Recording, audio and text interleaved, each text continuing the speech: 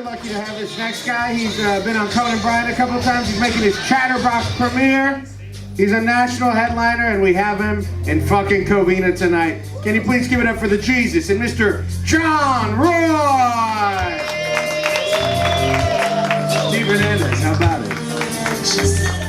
Oh, this is great. Front row nobody. That's awesome.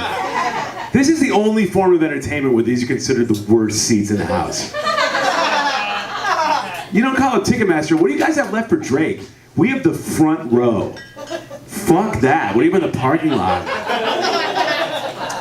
It's good to be here. I've always wanted to perform comedy in front of a wall made out of old stormtrooper armor. That's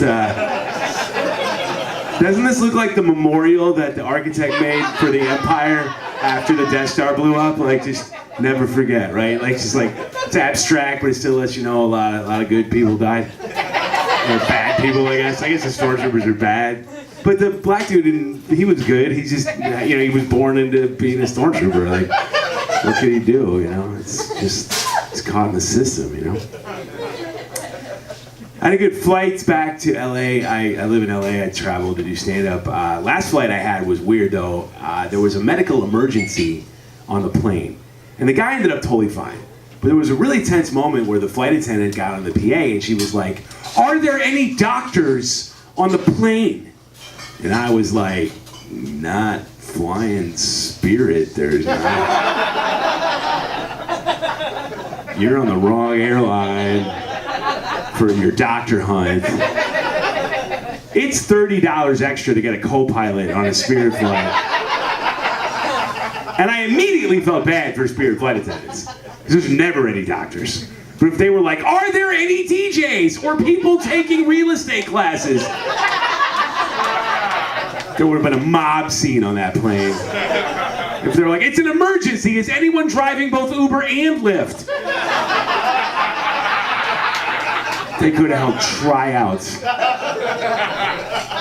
"Please, can anyone make a perfect 311 tattoo?" Like, they totally, they would have had a lot of chicken heart contests going. I never knew before I started taking ride-sharing services what any car except my car looked like, because you didn't have to, right? But then I'm looking for stewards in a Kia Spectra, and I'm like, what is that? 6 months later, I was like a bird watcher. I'm like, ooh, the elusive Blue Rio. I'll bring that up at the next meeting of the Uberbahn Society. I love this bar, man. It's really cool on the inside. But on the outside, it looks like a bar where, like, on cop shows like Bosch, like, the cops come in to, like, beat information out of people, you know? "Where's Tony?" "I don't know." And they just hit the guy. "You know, there's a shipment coming in on the docks." Like, but it's actually really nice. That's great. I got married this summer, which was cool. Thank you. I knew she was the one very quickly, because I've been in lots of relationships where I knew she was not the one just as quickly. I've been in some relationships that were like a free preview of the Stars Network. I was like, well, this is fine for now, but it's not worth $40 a month. We got married late. I was 43 on my wedding day, and people were like, well, why didn't you get married earlier? You know, why didn't you find somebody when you're in your 20s, like a lot of people do? I'm like, well, I'm a stand-up comic. When you're in your 20s, you're not really bringing anything to the table in the financial department. Like, my date would be like, "I have a law degree." And I'd be like, "I got a notebook full of jokes. And as soon as I learn to tell them without my hands shaking, I'll make as much money as a school teacher."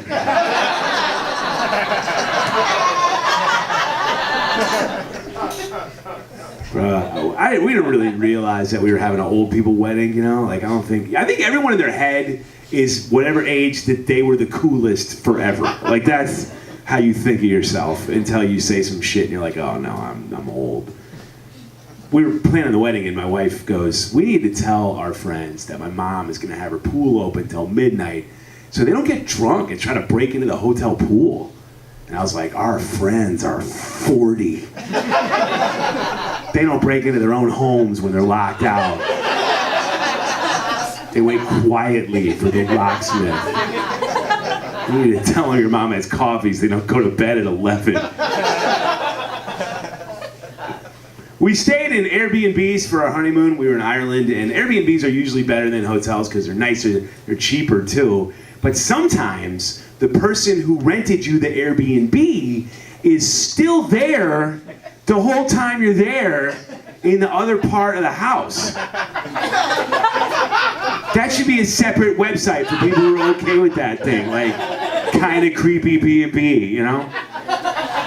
We went to, and like, we didn't even know that was going to happen. And this British couple in Northern Ireland, he's like, I'm Martin, this is Emma, and we'll be over there with our 12-year-old daughter behind that door. And I'm like, that is unacceptable. I cannot have honeymoon sex under these conditions. And they rate you in the app. I don't be looking at the app in 2 weeks and see, I think he had his knee on her hair at one point. I don't think she would have gone a second time, but he got tired. 2 stars. The other big thing that happened this summer was not as fun. I got a pacemaker put in, and it happened right at, I had heart rhythms. Because I'll just backtrack. I had a heart surgery when I was a kid. I'm still alive. I've had mostly a normal life, but there's some scar tissue left over, and it can make my heart go into some strange rhythms. And that happened. We were in the emergency room the night before we got married, and my wife was a total trooper, but I really felt bad. Because when they say in sickness or in health, the sickness part is supposed to be like way later. Like in the series finale. Not in the fucking pilot. But they put a pacemaker in and it deals with the weird heart rhythms. And the best way I can explain, if you don't know how a pacemaker works, imagine if your body was a record producer and your heart was the drummer. And you're like, all right, dude, it's a real easy beat to play. All you gotta do is go boom, boom, boom, boom, boom, boom. Do you think you can handle that? And he's like, I'm not gonna play that corny shit, man. I play jazz. I wanna go ba, ba, boo, boo, boo, boo, ba, boom, boom. I'm like, yeah, but we'll die. He's like, you gotta suffer for jazz, man. So we fired his ass, and we put in a drum machine. And the track sounds much better. I had to make some changes in my lifestyle once I got the pacemaker. I had to go on a blood thinner. Who gives a fuck why? But I had to go on a blood thinner, and so I couldn't. I used to shave my head, shave my face every day. For 20 years, I have bald, totally just a total shaved head, shaved face look, and I couldn't have the look anymore. So I had to change how I dressed because I used to wear concert T-shirts and hoodies everywhere I went. But you can't do that. Like, I didn't know my beard was gonna grow in this color. Let's just say that first. I didn't know I was gonna look like Tim Allen in the Santa Claus at the halfway point. Like, that wasn't the plan. But once that shit grew in, I realized no more hoodies because you look like an oyster farmer. And then bald and gray beard doesn't work with concert T-shirts either, especially if they're like for a younger artist. Like, if you're wearing a shirt like that with this look, the best case scenario is, hey kids, dad likes hip hop too. And the worst case is I look like Roy Moore at the mall going, you girls like Ed Sheeran? Like, that's not okay. If they meant for people who looked like me to wear printed T-shirts, they would make T-shirts for like TurboTax or MSNBC or like prescription drug T-shirts. You'd be like, hey man, sweet Xarelto T-shirt. Are those the tour dates on the back? No, dude, those are the side effects. You can't even get this shirt anymore. This is Cedar Sinai 85, bro.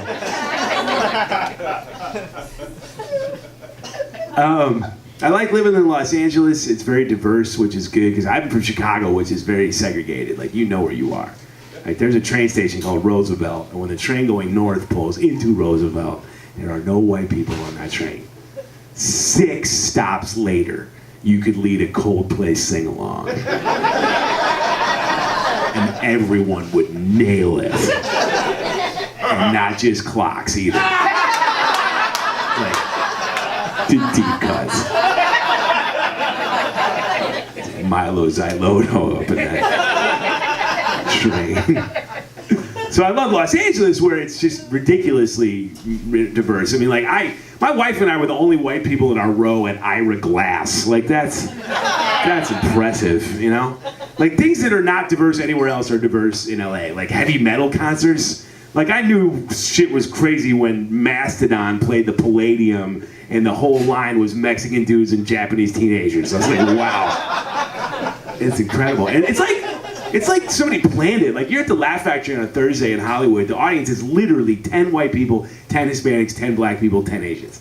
It's like 4 colleges had a reunion of the people that were on the brochure cover.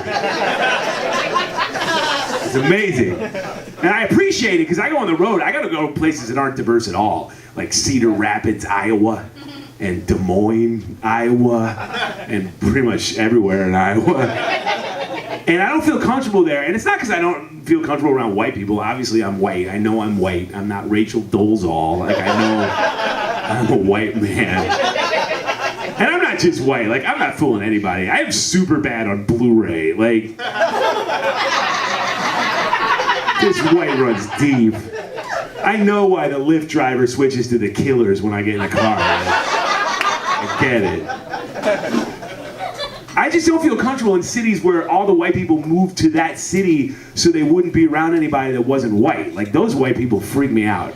I don't get what they're doing there. I don't like their rituals or their activities. And I know that as a race, we've taken a lot of shit for cultural appropriation, taking other people's art and music and food. And that is bad, in theory. But you don't really want to see the shit we came up with on our own. You ever been to a dueling piano bar? That's where 2 45-year-old white dudes go head to head on piano and music loses. And I know that white people are not the only people that play piano, but other races' piano players play piano on songs that were supposed to have a piano on them. They don't add additional piano on top of a first piano to a song that was supposed to have no piano whatsoever. And they do not make piano arrangements of Baby Got Back. That's us. Because they don't stick to piano songs at these bars. People give requests, so they gotta play like hip-hop songs on piano. And I don't care how you try to do that. It will always sound like your nerdiest high school music teacher rapping over the do-do-do-do-do-do music from Mario. It is whiter than an underhanded free throw that misses. Speaking of music that white people like, when did LA just become a place to put up EDM billboards? When did that happen? Because if you drive around Hollywood, dude, it is just billboard after billboard, and it's the same. They're all the same billboard. And these, first of all, these are billboards for giant concerts, these parties, massive parties in Vegas, right? They're all at the Hakkasan or these big Vegas EDM places, and yet the guy on the billboard, and it's always a guy, the billboard is always not a picture of the concert, it's not a picture of the crowd, it looks like a driver's license photo of a probably Dutch man in his 30s, and he is miserable! This is a billboard for a party in Vegas, and he's like, come to my party. In Hardwell, come to my party.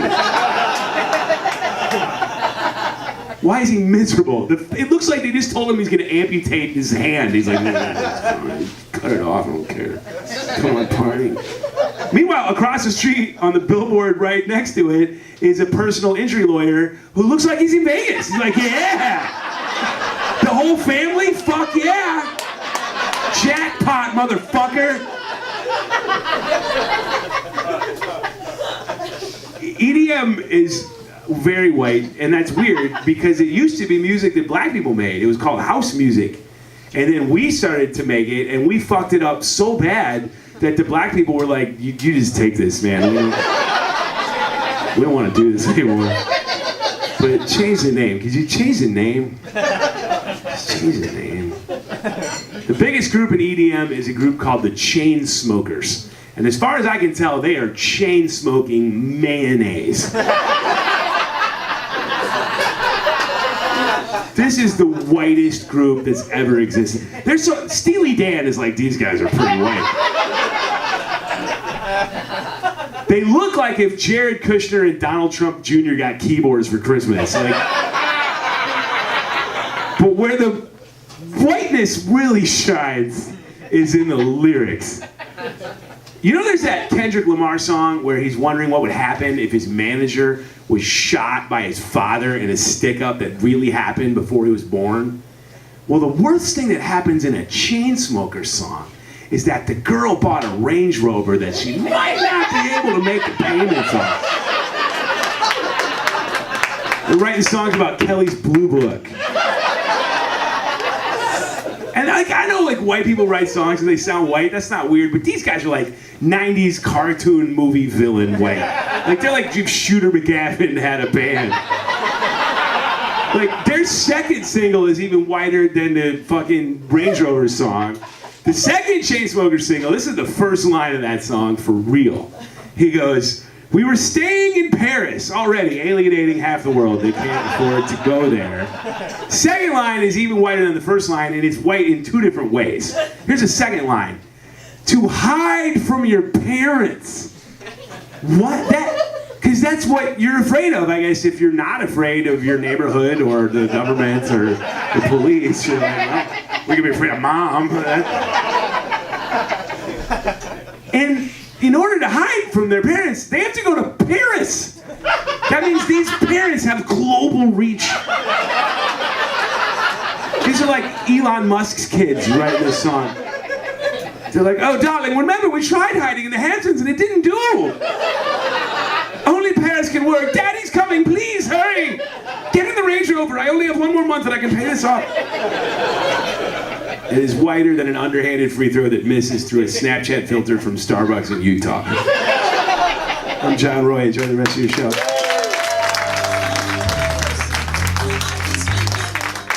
Holy shit, John Roy, keep it going for one more time.